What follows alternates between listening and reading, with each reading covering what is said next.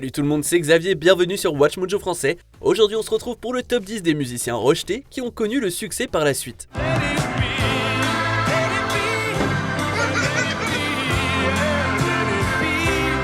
Pour cette liste, on va s'intéresser aux personnes musicalement talentueuses qui ont rencontré un ou deux obstacles sur la voie du succès. Y a-t-il d'autres musiciens à succès dont le rejet en début de carrière vous a inspiré? Dites-le moi dans les commentaires.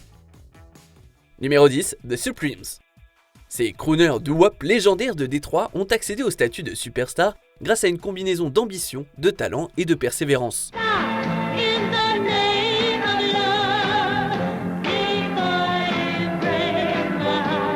Leur premier obstacle est survenu lorsqu'elles étaient adolescentes et qu'elles ont décroché une audition avec Berry Gordy, le directeur de Motown. Ce dernier trouvait les Supremes, alors connus sous le nom de Primettes, un peu trop jeunes pour être sous les feux de la rampe. Il les exhorte donc à ne revenir qu'après avoir terminé leurs études secondaires. Diana Ross, Florence Ballard, Mary Wilson et Betty McGlown passeront plutôt constamment au studio de Gordy.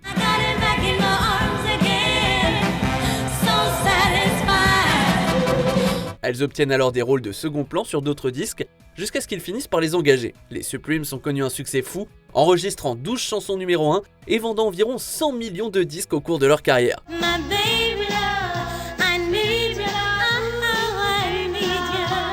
Numéro 9, Ed Sheeran.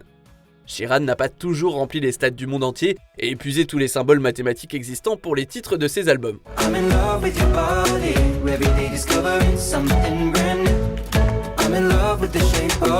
Selon le chanteur, son apparence légèrement potelée et le fait d'être roux et son approche musicale n'ont pas séduit les maisons de disques au départ. Sheeran a même joué une fois devant une salle vide.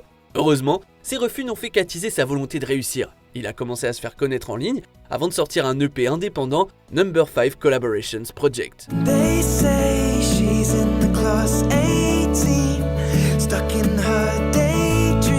Après avoir atteint la 2e place sur iTunes, il a signé un contrat avec Atlantic Records. Sheeran est ensuite devenu l'un des artistes les plus vendus au monde. Je pense bien que quelques personnes le trouvent séduisant finalement. Numéro 8, Linkin Park. Si se faire dire non une ou deux fois n'est peut-être pas très inquiétant, essayez de vous faire refuser 40 fois. Ça pourrait être décourageant, non?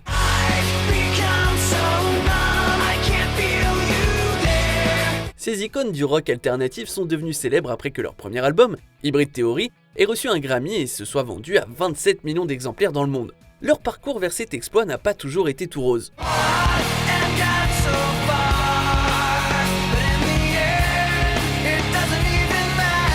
Le groupe aurait auditionné pour près de 40 dirigeants de maisons de disques et aurait été refusé à chaque fois. Finalement, ils ont obtenu le soutien de Jeff Blue, alors vice-président de Warner Records. Après qu'il les ait signés, ils ont enregistré 7 albums studio.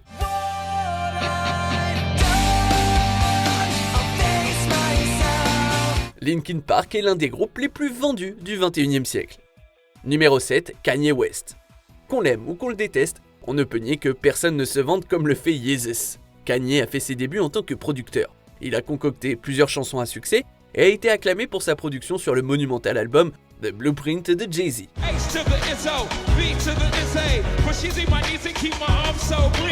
Malgré le succès de Kanye dans ce rôle, il souhaite toujours monter sur scène en tant que rappeur. Malheureusement, les labels ne voient pas son potentiel et pensent qu'il devrait rester producteur. Après un pénible accident de voiture en 2002, Kanye y voit une inspiration pour poursuivre ses rêves.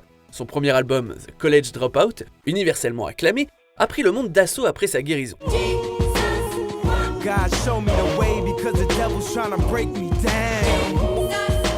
La confiance en soi inébranlable de Kanye l'a fait passer du statut de producteur obscur à celui d'artiste qui a remporté plus de 20 Grammy Awards.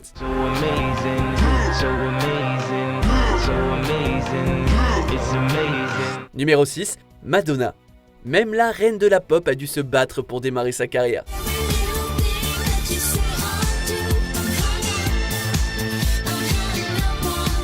Il fut un temps où Madonna, Louise Ciccone, se faisait constamment dire non. Un jour, elle a envoyé à Jimmy Lehner, alors président de Millennium Records, une démo de chanson. Il lui a répondu par une lettre qui disait, en gros, qu'elle n'était pas très bonne. Ça ne l'a pas fait abandonner, heureusement. En fait, certaines chansons de cette démo apparaîtront plus tard sur son premier album éponyme. Le premier grand recueil de Madonna a atteint le top 10 dans plusieurs pays et s'est vendu à plus de 10 millions d'exemplaires dans le monde. Non seulement elle a prouvé qu'elle était LA Material Girl, mais elle a ensuite mis cette lettre de refus aux enchères.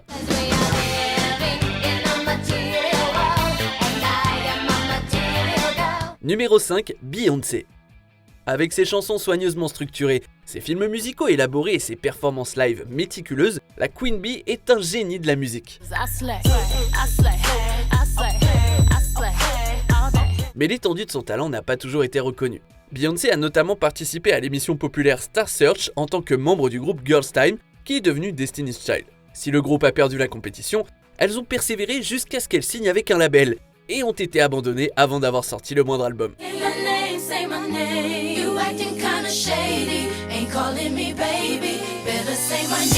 Le groupe est ensuite passé chez Columbia Records et est devenu l'un des groupes féminins les plus vendus de tous les temps. Beyoncé s'est ensuite lancée seule dans une carrière solo plus que réussie.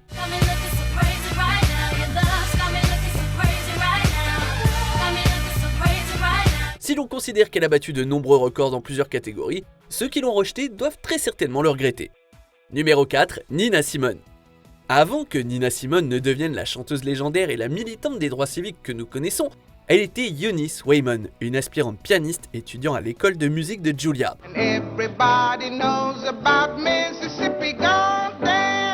Lorsque Waymon auditionne pour le célèbre Curtis Institute of Music en 1951, elle n'est pas retenue. Ce rejet est particulièrement pénible car sa famille avait déménagé à Philadelphie dans l'espoir qu'elle soit acceptée.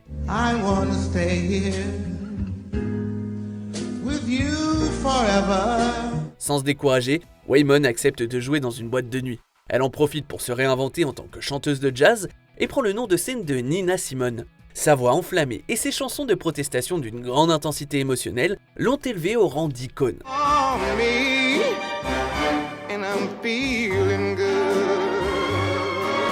Simone est aujourd'hui considérée comme l'une des musiciennes les plus influentes du XXe siècle. Numéro 3, U2. Si ces remarquables rockers peuvent se relever d'un rejet pour devenir l'un des plus grands groupes de l'histoire de la musique, alors vous aussi vous pouvez le faire, non ? Au début de leur carrière, en 1979, U2 avait enregistré quelques chansons, mais n'avait pas de label pour les sortir.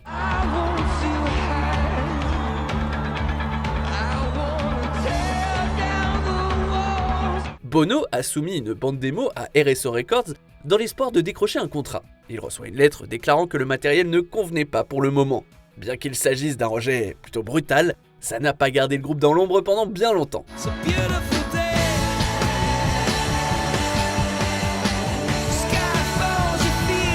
U2 a sorti son premier EP 4 mois plus tard. Des décennies après, ils ont près de 200 millions de disques vendus et la gloire internationale.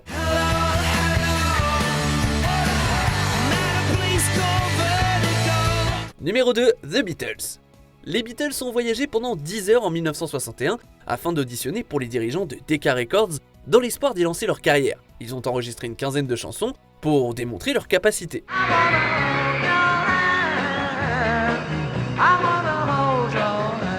Cependant, ils ont été rejetés par les dirigeants qui estimaient que les groupes de guitare étaient démodés et ne trouveraient probablement jamais plus le succès.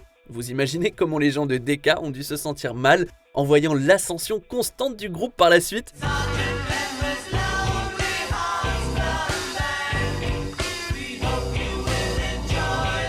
D'autant plus que les Beatles ont maintenant plus de ventes de disques que tout autre dans l'histoire. Vous savez ce qu'on dit, tout ce dont vous avez besoin, c'est d'amour et de ne pas rejeter les Beatles.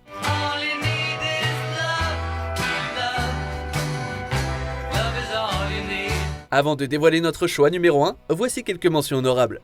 Lady Gaga, le patron de Def Jam, L.A. Reid, a laissé tomber la pop star après seulement 3 mois. I don't know what I saw, I don't know what I loved about her, but today I don't feel the same. So I made the foolish mistake of letting her go. Hilary Scott, la chanteuse de Lady A, n'a jamais passé le premier tour d'American Idol.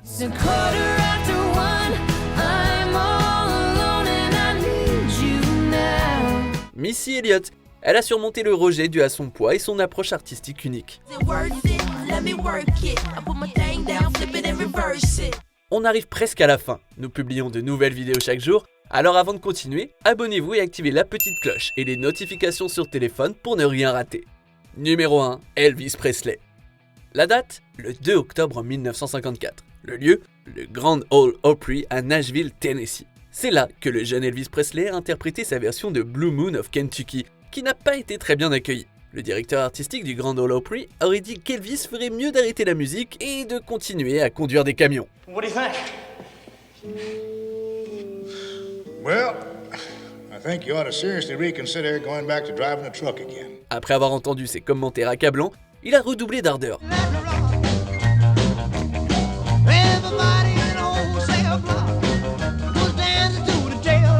2 ans plus tard, Elvis sort ce qui deviendra un premier album à succès critique et commercial.